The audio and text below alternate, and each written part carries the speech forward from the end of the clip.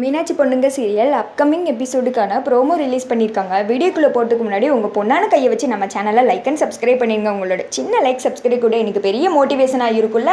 First சீனில் நம்ம பூஜா வந்துட்டு ரெங்கநாயகி கால் பண்ணுற மாதிரி தான் காமிச்சிட்ருக்காங்க.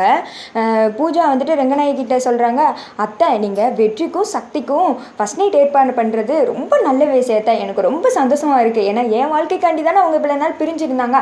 ஆனால் இப்போ மறுபடியும் என்னாலே ஒன்று சேர போகிறாங்கன்னு நினைக்கும் போது எனக்கு ரொம்ப சந்தோஷத்தை அப்படின்னு மூட்டி விட்டுட்டு பயங்கரமாக சிரிக்கிறாங்க. என்ன பூஜா உளறிட்டு இருக்க நீயே அப்படின்றாங்க ரெங்கநாயகி. என்னத்தை உங்களுக்கே தெரியாதா?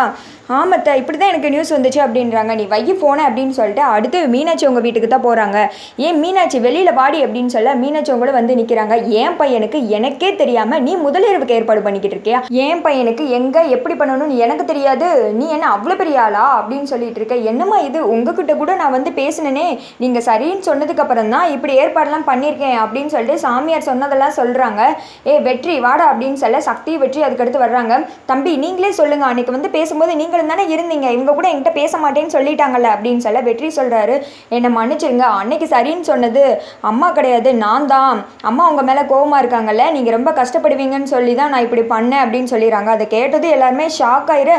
ரெங்கநாயகி ஒரு மாதிரி அதிர்ச்சியில் நம்ம வெற்றியை முறைச்சி பார்த்துட்டே நின்றுட்டு இருக்காங்க. அதோட பார்த்தீங்கன்னா இந்த ப்ரோமோ வந்துட்டு முடிஞ்சிருது.